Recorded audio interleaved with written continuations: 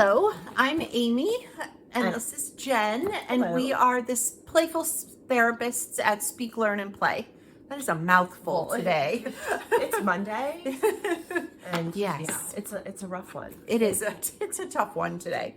Today, we are coming to talk about barrier games. What is a barrier game? A barrier game is played by two people or two teams of people with a visual barrier separating the two people. Barriers block the materials usually, but not they the people. allow for eye contact and nonverbal cues and of course verbal cues. These are typically played through construction type games or some matching type game. And we're going to give you some examples of different barrier games that we love and why we love them. Yeah. I mean, I think it's pretty obvious about why we like them for speech, right? I mean, it develops oral language, listening skills, listening comprehension. Expressively, you have to give clear directions. You have to use specific vocabulary. You can't say, well, it's over there.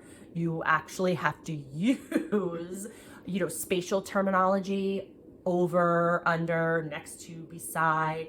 You have to use sequence or temporal concepts. Well, first you need to do this, then you need to do this. So that helps with word retrieval. It also helps extend sentence length because you are either asking a question or you've got to give a longer sentence because there's just more information to give. And then on the opposite side, right, then you are practicing interpreting long directions and understanding spatial concepts and auditory memory and listening, remembering what you hear.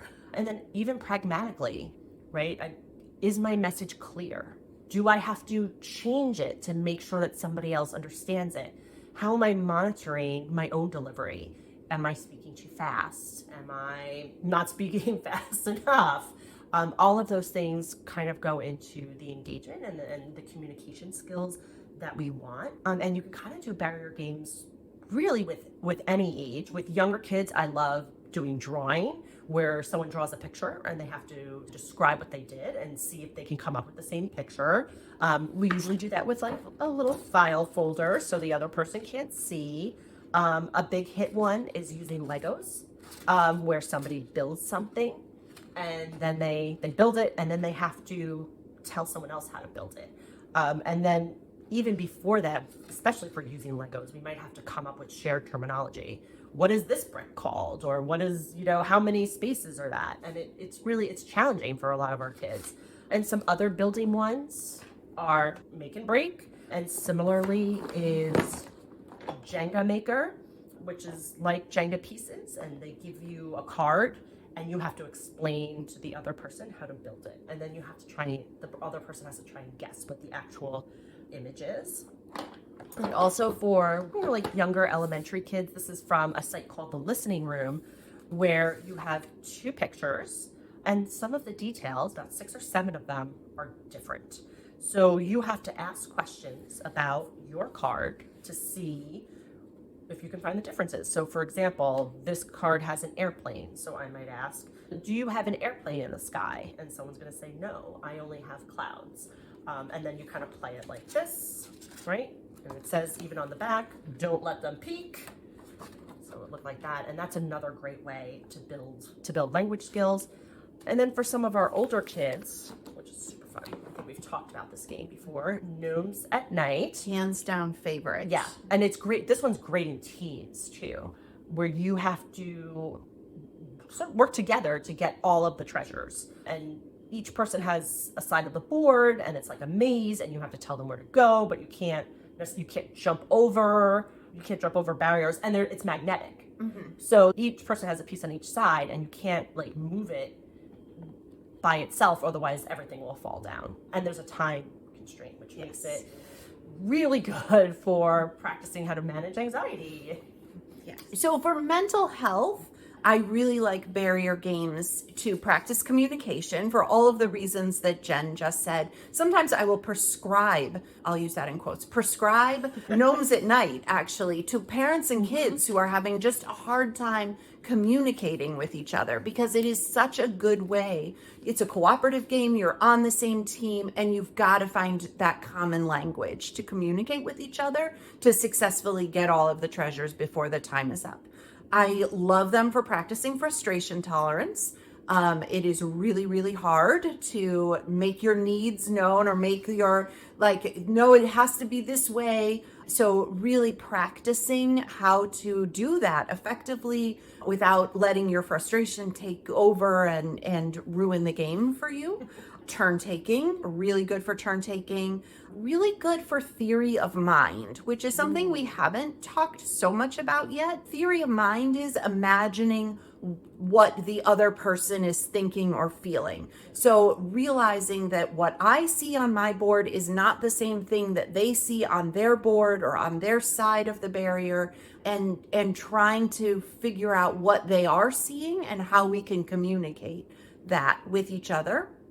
And reflection. What went well? What should we do different next time? Those are my favorite questions to ask after a game, especially a cooperative game, because it gives you the opportunity to come together and say, okay, so what worked really well for us and what should we do different next time to try and collect more treasures or to try and get more, more matches.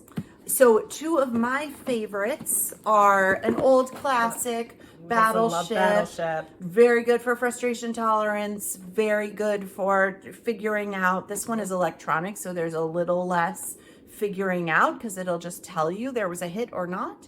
But really, really good for practicing communication and practicing frustration tolerance. One of my favorite team games is I'm a Little Crabby. This is a remake of another version that is Lobster Claws. It does. It did. I don't know if it still does. This is a remake. It's by the Exploding Kittens Company. I love, love, love it. You have a teammate. You play with a large group and everybody has a teammate, and you have to have a secret signal between you and your teammate to let them know if you have a certain number of crab cards in your hand. And if the other people pick up on your signal, they can accuse you of being crabby and then you lose a point. But it is really, really funny and very, very good for practicing that nonverbal communication, practicing not knowing what's in somebody else's hand, but needing to communicate what's in your hand to let them know that you're getting closer to your ultimate goal. And even figuring out nonverbal cues. Yes. Is a good one. And noticing, paying attention to the other person. Like, you can't just focus on what's happening in your own hand. You have to be watching for them to, like, pull on their ear or scratch their nose or, fluff their hair or whatever their cue is. So this is a Weber family favorite. I will say, when we're all together, we like to play that one. It feels good for a Monday. Maybe we'll have to play that in some of our sessions. Yes. Yes. So thank you. Thank you. Wait, we have a webinar coming up. That's right. On That is June related to this. 3rd. Yes, on June 3rd, Jen and I will be talking about the connection between communication disorders and anxiety, which is something that we both feel very passionate about, and we often co-treat kids who have anxiety disorders and communication needs. So we will be doing a webinar on that. So we will be talking more about our barrier games during that webinar. So please join us then. We look forward to seeing you. Yes. Bye. Thank you.